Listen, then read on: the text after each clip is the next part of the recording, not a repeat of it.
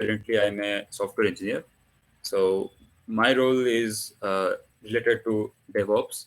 I work in the release team, and my responsibility is mainly to release RHEL composes. RHEL stands for Red Hat Enterprise Linux.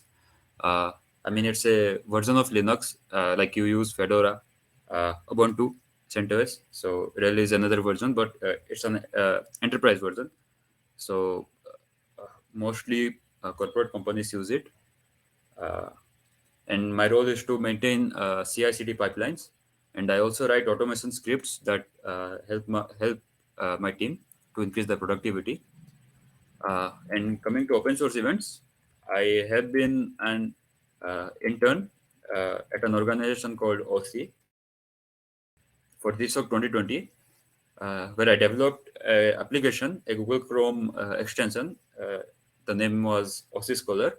So people who write research papers have to measure their performance. So that application did the same thing. It took data from a website called as Google Scholar and then calculated performance for the researchers and scientists. Uh, Apart from that, I have been a part of GovScript Summer of Code as a contributor. In the same year that I did my GSoC in, and then I have also been a project admin and a mentor in multiple open source events. And as Hriday said, I have been a mentor and an organization admin for GSoC from 2021 until now, and I plan to be a mentor this year as well. So coming to, you all know what open source is, but I thought I will again give a brief introduction on that. So, any code that is freely available on the internet and that is hosted on different platforms like GitHub and GitLab, that is called open source code. People can contribute to the code. I mean, everyone can contribute to the code, right? So that is called open source. Uh, and every repository or every project has a license associated with it. For example, Apache, GNU, and MIT BSD license. So what these licenses do is they grant specific permissions to you, to me, to the general public, and they put limitations or constraints on how the code can be used, right? So most of the time, you might have observed that you can directly clone code from GitHub and use it personally, right? Some licenses, I mean, put constraints that you can only clone the project on your local machine and use it for your personal use only. You cannot modify it and put it on production and earn money from it. So that's what those licenses do. But currently, we don't have to worry a lot about those licenses. Okay. Uh, Now coming to Git and the platforms. So, as you all know, Git is a popular version control system that helps small projects and large scale projects as well that corporate companies do. So it helps in coordinating between the different contributors, and it maintains a record of the contributions. It helps in disaster recovery. That means, suppose you have written some code and you made a pull request to a repository, but you wrote some bad code, and that code broke every other functionality, right? So so everything is now broken. So what you can do is you can just restore the last commit or the last version of the code. That is really helpful for corporate companies. Uh, that might not be very helpful for you if you are I mean developing a small project, right? But if in case of very large scale projects, that is really helpful. We use these open source platforms every day in our work. We use GitLab in Red Hat. We have a corporate version of GitLab, and we use it. It also helps in easy CI/CD integration. That means whenever you make some code changes and you push the new code to the repository, it automatically uh, hosts it to production, right? So that is really helpful as well. You don't have to manually, I mean, push everything to production. And the popular platforms nowadays are GitHub and GitLab, as you all know.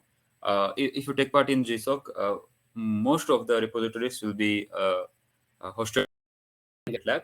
Although there are some other platforms, if you I mean try to contribute to Fedora, the code is I mean hosted on Pagure, and there's Bitbucket as well, but we don't use that a lot. As students, we use GitHub and GitLab most of the time, right? Okay. Now, if you have not started with open source, I tell you how to get started. These are very basic things, and most of you probably know everything, but still, I thought it was good to give a brief introduction about everything, and then we can come to more serious topics, right? So, so first you need to learn how Git works, and so for that you can watch a couple of YouTube videos, and you have to understand what advantages it provides over developing the project on your computer. So there is a project. Suppose you are developing it on your computer, and something goes bad, then you don't even remember what you did bad, right? So that's the problem. You cannot roll back to the previous better version, but you can do that with Git. So that's an advantage. You need to know about the basic terminology, uh, such as what is a repository. Repository means a project on GitHub or GitLab. That's all. Branches. I mean, using it, it's like a tree in real life. It has a lot of branches. People contribute to different branches. You can merge the branches to master, and there is a development branch. There is a production branch. There is a test branch. All these help to maintain the quality of contributions, right? So, for suppose you have a repository, and there are some beginners who want to, I mean, contribute to a repository. You do not ask them to directly contribute to master, right? You create different test branches and ask them to commit. You review those, and then if the code is really correct, you merge them to master. So that's how it works. You need to know the other terminology as well, such as commits. I mean, every code change is called as a commit.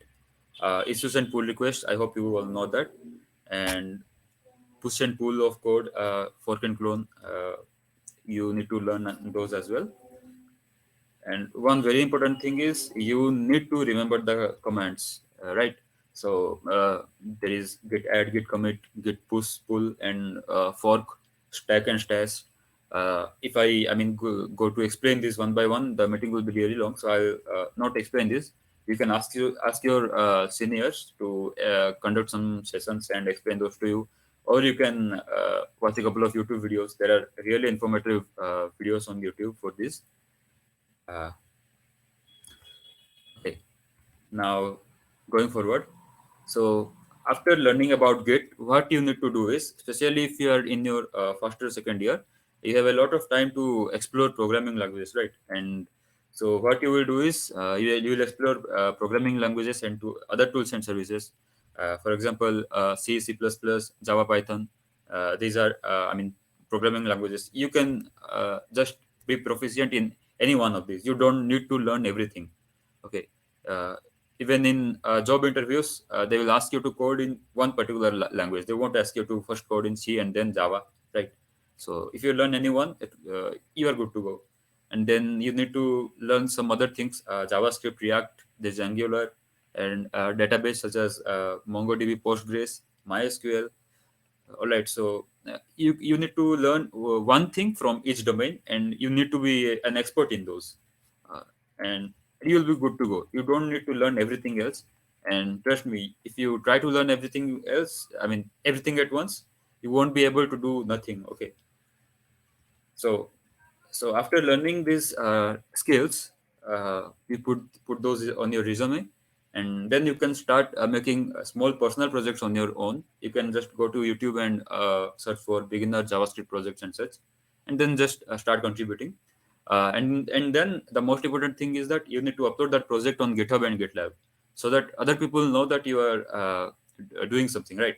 Companies will come and they'll ask your GitHub ID. If you give them your GitHub ID, and they will see that you have hosted some personal projects of your own. Some are deployed to production. Some have CI/CD pipelines associated with them. Some have test cases written. So that will really make a good impression. Okay. Now next, you should, as I said, you host the project on GitHub and GitLab, and then you will notice yourself how the version control is making a difference. You can even ask your friends to contribute to your repository and work together as a team. So Going to the next slide, uh, what you can do is first of all learn about skills, and then create a personal project of your own. Create some of those. Create 10 or 12 projects of your own. Try to host them on different websites. Uh, and then when you think that you are ready, search about upcoming open source events on Google and try to participate in some of those. Uh, of course, you don't need to be a complete expert, uh, but you can try participating in some of those. And most of the events start either in the summers or in the winters, in March, April, or in November, December. So you really need to be you try to be active in these months, okay? And look out for new events. The more events you participate in, the more exposure you will get, the more projects you will work on, the more things you will have to put on your uh, the companies will have a great impression on you, okay? And you get a job, a good resume. So, coming to how many languages do you really need to know to get started with open source contributions in these events like GSoC or other smaller events? Just one from each domain will be really be enough. Uh, Coming to front end, learn either React or Angular. Uh, Coming to backend, there is Django, there is Node.js, there is Flask, and there are others. You can learn any one, and you'll be good to go. Coming to database, there are SQL and NoSQL databases. SQL based database and one NoSQL based, such as MongoDB. And coming to SQL, try to learn MySQL or Postgres. Uh, Learn one caching service such as Redis, and uh, of course one core language that will really help you with everything. That is either learn C or C++ or Java or Python. Okay. Uh, don't think that JavaScript should be a core language. Uh, from C or C++, Java and Python, you can just learn one. All the companies will ask you to give your tech interviews with only one language. They won't expect you to know everything. If you're proficient in one language, that will be enough. Okay, now coming to open source events. Now here I'm talking about everything other than GSoC. I'll talk about GSoC later in some time. But coming to open source events, most of the time, what they involve is that they accept, I mean, they invite certain people to mentor in those open source events. And those mentors or project administrator, whatever they are, they upload their projects in their websites. And then contributors come, choose some particular projects, and then they contribute to those. Okay. I think your winter of code, I mean, involves the same stuff, I guess. Yeah, yes, sir. Okay, so here I'll give you certain tips. I mean, these tips are from my heart. I'm advising you. You are, of course, not required to follow this, but uh, I recommend you this, that select a maximum of 5 projects only. Do not select 10 projects and try to contribute to everything. You will really mess up. So select a maximum of 5 projects only, and that too based upon your tech stack and the complexity of your project. Suppose you know Django, then choose projects that are particularly based on Django. Okay, and also it depends upon the complexity of the project. If the project is really large and you are not sure if you can really, I mean, learn the entire code base and contribute to it, just forget about it. Just look at the other projects. And after you chose a maximum of 5 projects, what you will do is first of all contact the mentors and ask for good first issues. Try to start with the easy issues first. I know that the easy issues have less points, and the medium ones have slightly more points, and the hard ones have, uh, I mean, a lot of points. But uh, do not just try to do the hard or really, I mean, moderate ones first. Start with the easy ones, and then after you are a little comfortable with the code base, you can move on to the moderate or the hard ones. This is what I suggest. Next, you should really always keep in constant touch with your mentors for reviewing your PRs and clearing your doubts, and ask what more contributions can you do. Uh, you can also bring your own ideas to the project, right? Suppose the project is missing a navigation bar or a footer. or something else, the documentation is bad, you can create your own issues about it. You don't always need to follow the issues that the mentors create, right? If you create your own issues, that will really have good good impression on your mentors as well. And coming to the quality contributions, since I already told you, you first need to learn the skills and be proficient in those. Make your own projects. If you will do that properly, you will be able to make good quality contributions to the code of others as well. Okay. I mean, if you have not developed your own projects, you cannot. I can't expect that you will make good quality contribution to some others projects, right? So try to make good quality contributions, and if you just try to make everything in a small amount of time and raise a pull request, the mentors will give a bad review first and they will ask you to make corrections. You'll make those corrections, so that will take a lot of time, right? Uh, so when you are raising a pull request, you should make sure that you are doing your best and you are giving quality contribution. All right, quantity doesn't matter, but quality matters here. Now, after your mentors give you some suggestions on your pull request, you need to modify your pull request, and in the process of doing so, you will learn a lot. Trust me. Now, coming to things you should not do in the open source events, I have seen that when I was a mentor, the people were spamming me to review their PRs. Okay, so the mentors do not I mean, the mentors might have a full time job, right? So they do not always sit in the laptop to review your PRs. So do not spam them to repeatedly asking about reviewing your PRs. They will get frustrated and they will not even review your PR. So that will be a bad thing. Do not aim at only getting the points. As I said, make quality contributions and getting your points. And you should aim to learn as you code. Your mentors will suggest you new things to try, new tools to try, and they will suggest you where you are wrong. And if you are, not uh, making good quality contributions, they will suggest you that, and that will really help you to learn a lot. You can't learn all that by only by making personal projects. Now coming to GSoC, the official timeline is April to September, as you all know. So April to May is most of the time a community bonding period where you have to interact with the community, and then phase one, phase two, phase three. Either there are three or two phases within which you have to complete your goals. But all that stuff comes after you get selected as an intern. Now I will tell you what you should do to get selected as an intern. Okay. So what you need to do is you need to start contributing early. So GSoC actually starts from April or May. You need to start contributing early, from January or February, or even better, uh, from November or December. You might think that that is too early, right? 5 or 6 months before even the GSoC period starts. But GSoC is not like any other open source events. Uh, the selection rate is low, right? So you have to really stand out among the others. So to do that, you need to start from the winters itself. How to start?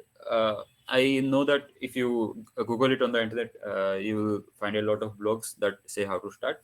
I'll say the same thing. First, you need to go to the website, and then choose a maximum of two organizations. When you are applying to GSoC and submitting your proposal, you are only allowed to submit three proposals at once, right? So don't need to select four or five organizations. That will be a waste of time. I suggest you to choose only a maximum of two organizations, and then from those two organizations, choose a maximum of three projects, and then uh, of course, based upon your tech stack and the complexity of the project and the ease of setting up the project, you will select that. Some projects are really, really complex. You don't need to get frustrated. Choose the ones that you like, and you'll be good to go. So, what should you do after choosing your projects? First of all, ask your mentors for help with getting started. Right? Every organization has a public channel, either Gitter or Slack or on Discord uh, or on IRC, different platforms. Yeah, so you need to get into that platforms and ask the mentors for help with getting started. You need to ask them, I mean, what issues should you raise, and what issues does the project have. You need to tell them that you are only a beginner, and they should give you only easy issues first, and they will do that, trust me, because most of the mentors are really cooperative and they are nice. You don't need to hesitate, they won't kill you. uh, so next you should get thorough with the project's code base. Just suppose the code base is in Python and you know Python, so that is why you have selected it, right? So get thorough with the project's code base.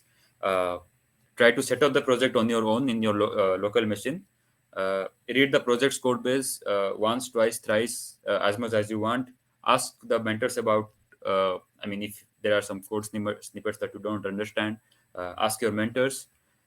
They'll clear your doubts, I know. So after you are thorough with the project's code base, you need to start contributing right away. You should not delay that. As I suggested, you should start contributing from January or February itself. Uh, so again, I'll also tell you to make quality contributions. I know that quantity matters. If you make 10 or 15 pull requests for a project, that will be really nice. But that doesn't mean you should only, make bad quality small contributions and extend them to 10 or 15 ones. You need to make really quality contributions. And suppose you are introducing a new feature and that feature is very large, you don't need to just, do everything in one pull request. You need to break it down into smaller ones. For example, you are designing a front end, right? You do not need to push 500 lines of code at once, and even your mentor will go crazy, right? He or she cannot review the project like that. You need to first of all, let's say, uh, make one pull request for the nav bar, another pull request for the footer, and another one for the body, like that. And that will really help you to, scale out, right? To make good quantity contributions as well. One feature can be broken down into 5 pull requests. When you include that in your proposal, it will really help you.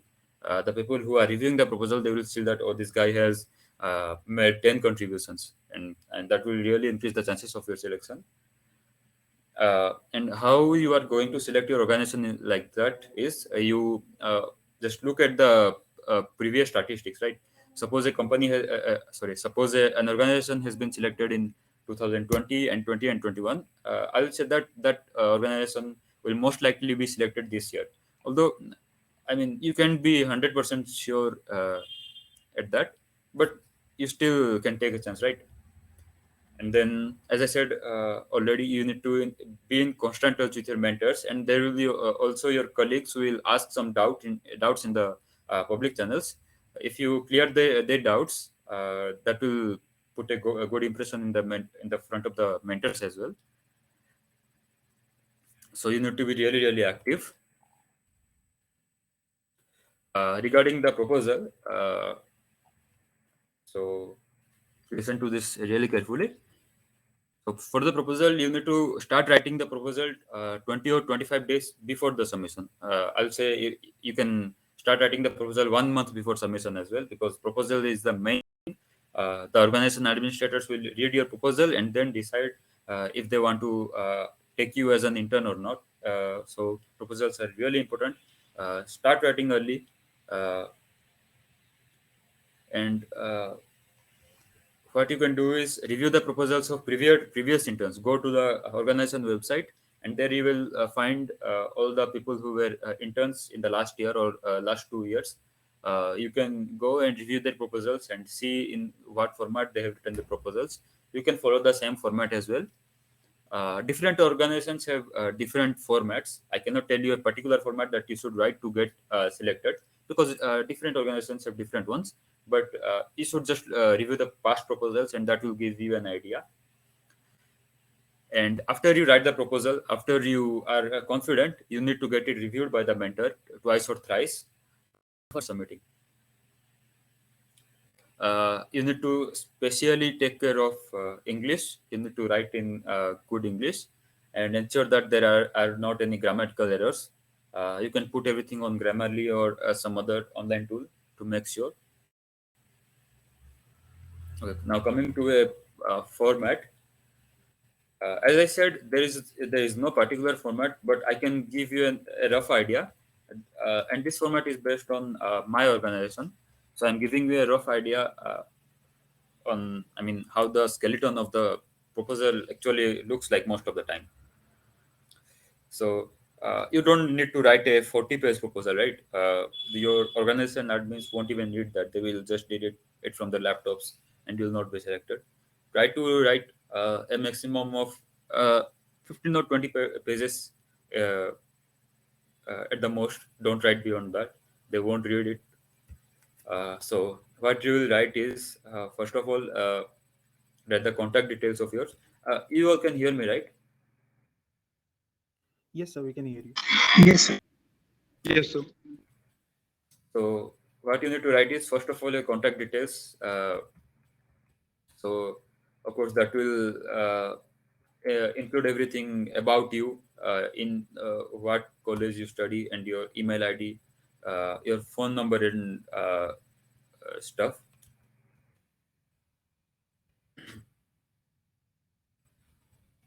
Next, you need to write the skills that you have. You need to mention everything that you know, that is going to help you in the uh,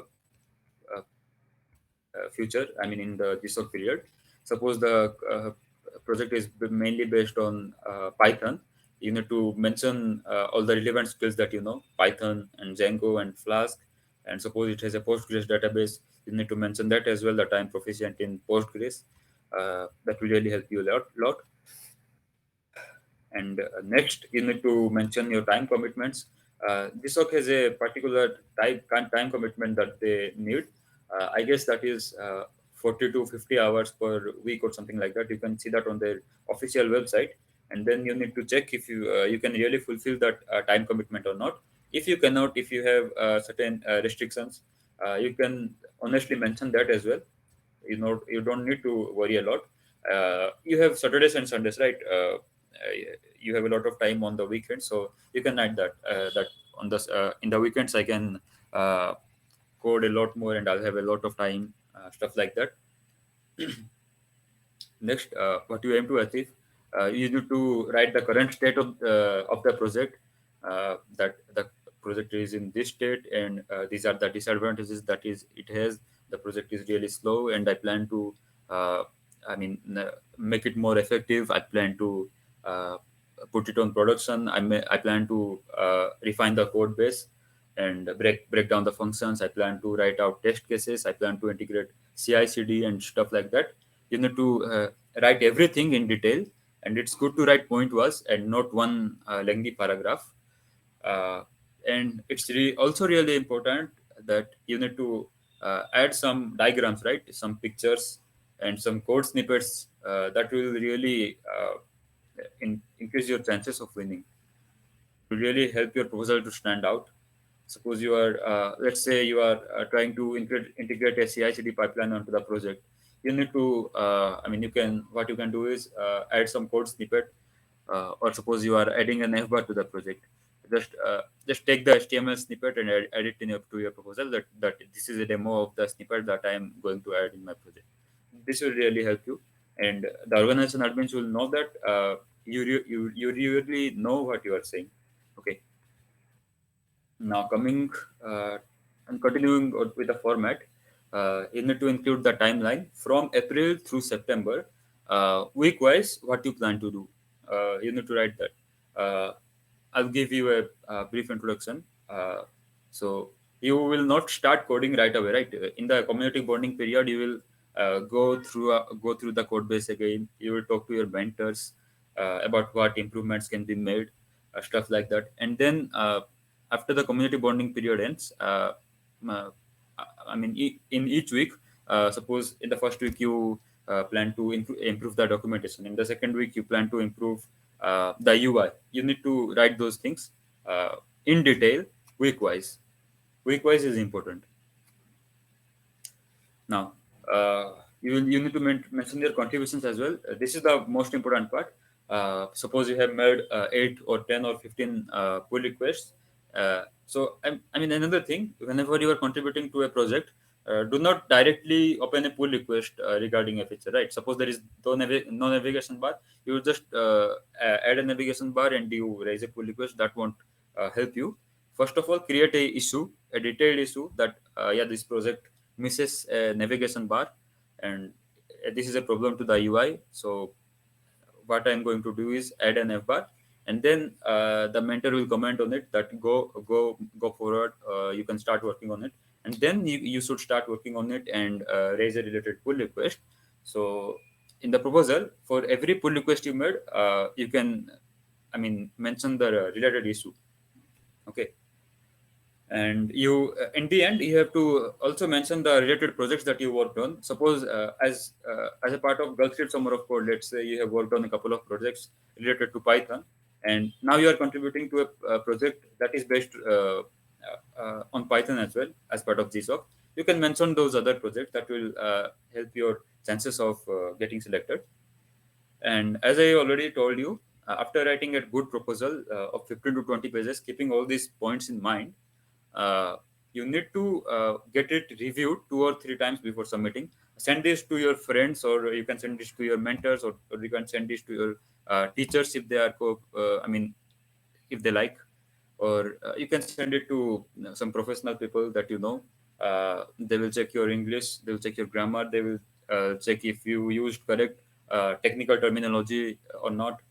Your mentors will point out certain mistakes that you made, and then you will correct those and you send them back to the mentor again. So after you get a green flag from your mentor, you can submit it. All right. If you submit the proposal without any, I mean, review, uh, I don't know.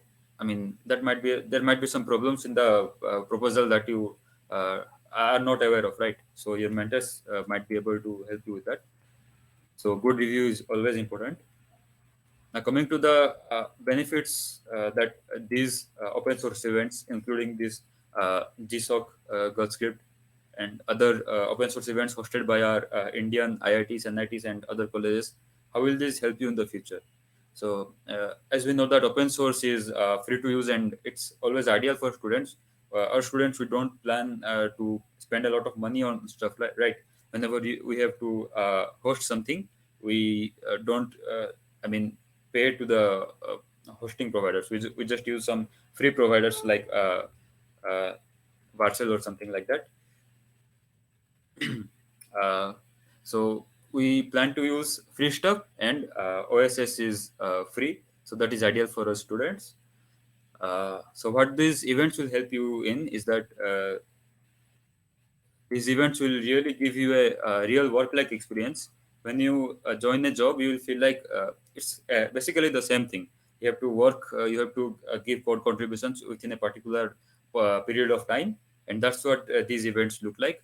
In these events, if you are assigned to one particular issue and you are given 5 days to complete, I mean, raise a pull request, and you have not, I mean, made a pull request as well, they will unassign you, right? So it's the same thing. You are working in a time constrained environment. It will really help you to give corporate like experience. Your mentors will review your code base and they will point out certain mistakes. If you do not have a nice coding style, they will tell you that follow so and so coding pattern. It will really help you to refine your skills so that you when you get a job, you can, I mean, show everyone that you are really capable of making quality contributions, right?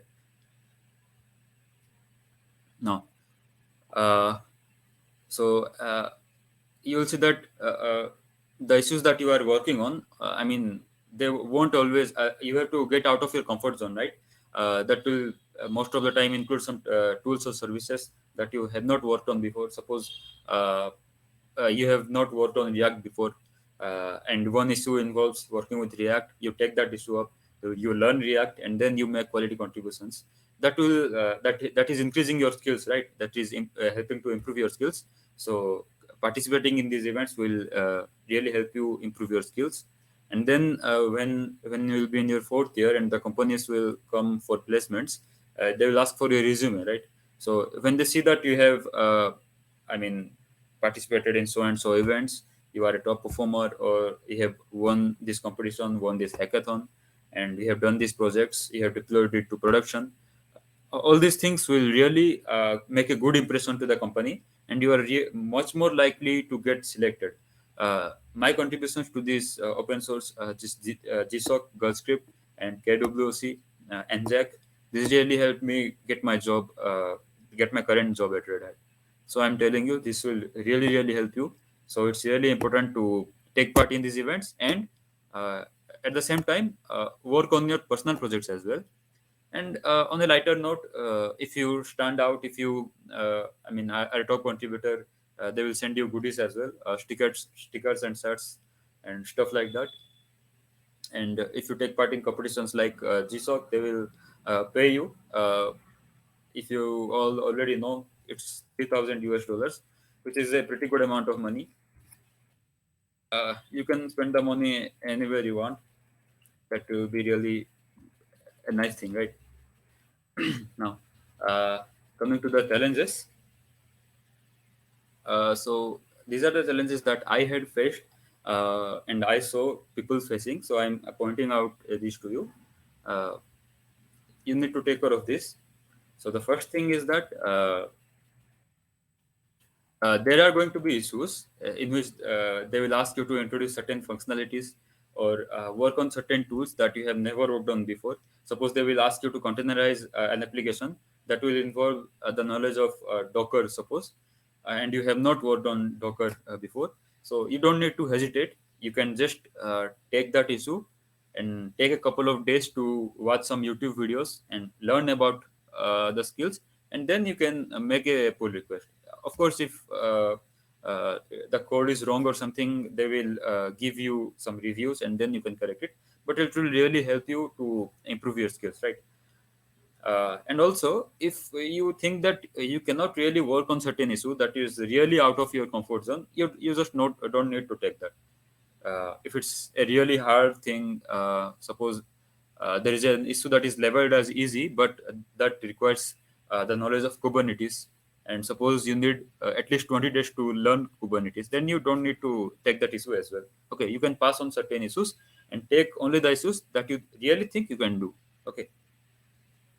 Now, as I said, in the case of GSoC or even other small open source events, there are a lot of students participating.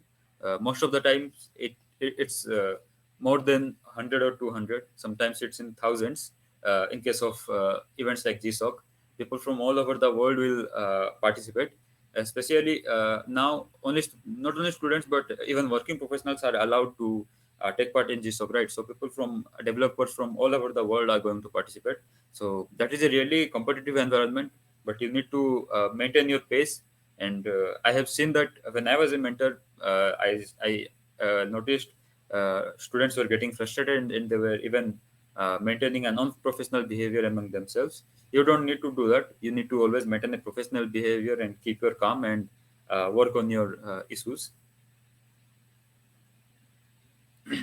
Now, yeah, it's the last point that I'll have to say. Uh, all the issues have certain time constraints, right? Especially in case of events like GSoC.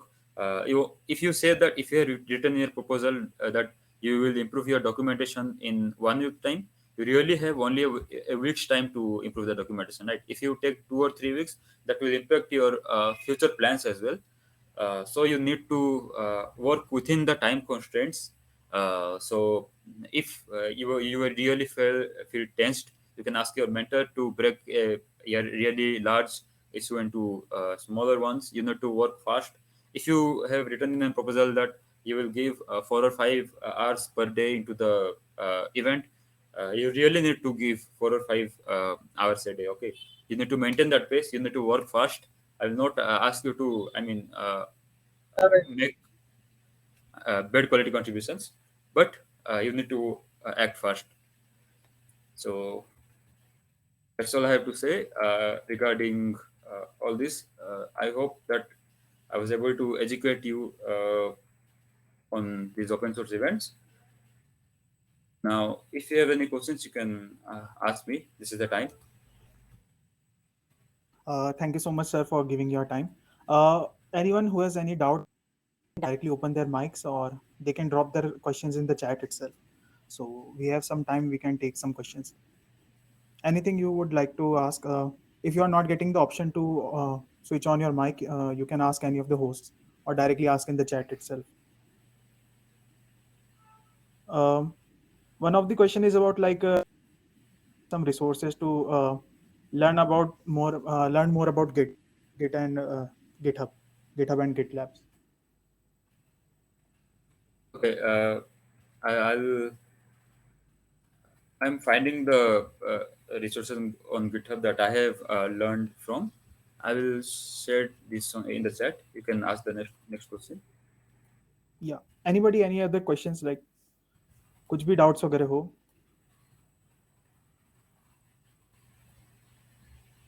Okay, so I think this part was mostly covered. Rohan is asking about how can we start contributing. Like he's not getting the exact way how to start contributing to these events. To open source events or to GSoC? Any open source event in general. Okay, as I already told, first of all, you need skills. You have to learn those skills.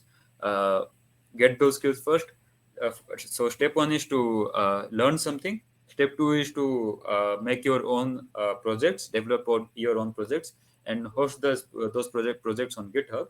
And now coming to how to start contributing, you can just go to their websites and go to those projects. The projects that that you chose uh, might have already links mentioned in the README, right? In GitHub, there is this readme.md file. Uh, uh, Most of the projects have their own chat rooms, right? In Discord or in Slack, you can go there and ask your mentor that what would be a good place to start, and they will really help you. So there is no particular way. I mean, there is no single way because there are different events, and different events have different rules. So you really need to ask your mentors. Another question is like you have some certain problems with your mentor, like you were assigned a mentor and you don't have exactly that didn't like what the way he talks with you, or like his guidance is not up to the mark. Yeah, So yeah. what steps should you take further? Okay. In that case, if there is a single mentor to a project and is not responding, or if they are not able to give you proper guidance, I think what would be best for you to do is uh, reach out to the organization administrators and ask them for an alternative mentor, or tell them your situation, or and then they will suggest you a different mentor, or if they might ask your mentor to uh, behave more appropriately, or to give you certain resources. Yeah. And if you are a mentor yourself, so how should you treat a beginner? Like you can't guide them step by step to complete the project in that short duration. So what steps should you take as a Okay. mentor? Okay, when I was a mentor and someone is to ask me questions, I would always first of all give them a link to a resource that I personally used. So I'll give you, I mean, as you ask, I will give you the link of the video that I used to learn Git from, right? Uh, I had watched a lot of videos, but I had watched a lot of videos, but I'm only sending you the particular video that I learned from, right? So what you can do is, first of all, give your contributor the link to the resources that you had used as a contributor to learn, and then you need to address each of their doubts. How I mean, there might be some silly doubts as well, some silly questions as well, but you need to address everything properly. Uh,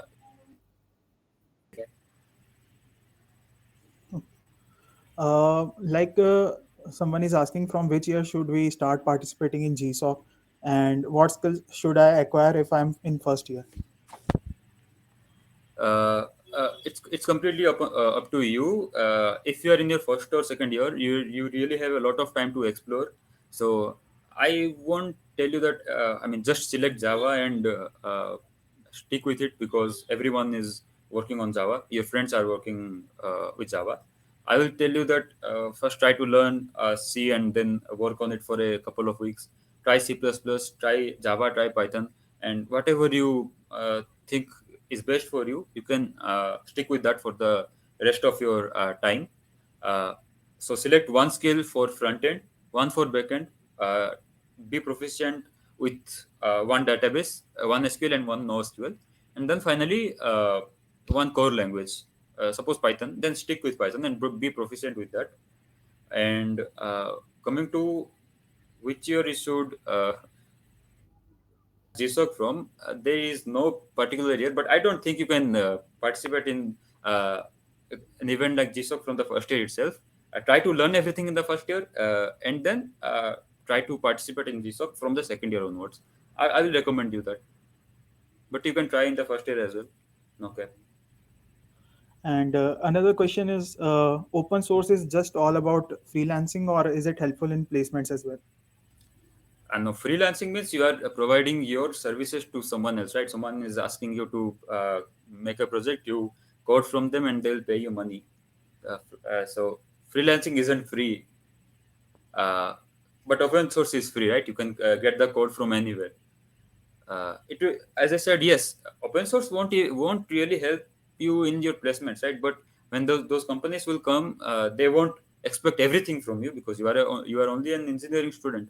They will not expect corporate level experience from you. So what they will expect from you is, first of all, they will ask you to uh, do some problem solving. If you do those rounds, in the next rounds, they will have a look at your resume.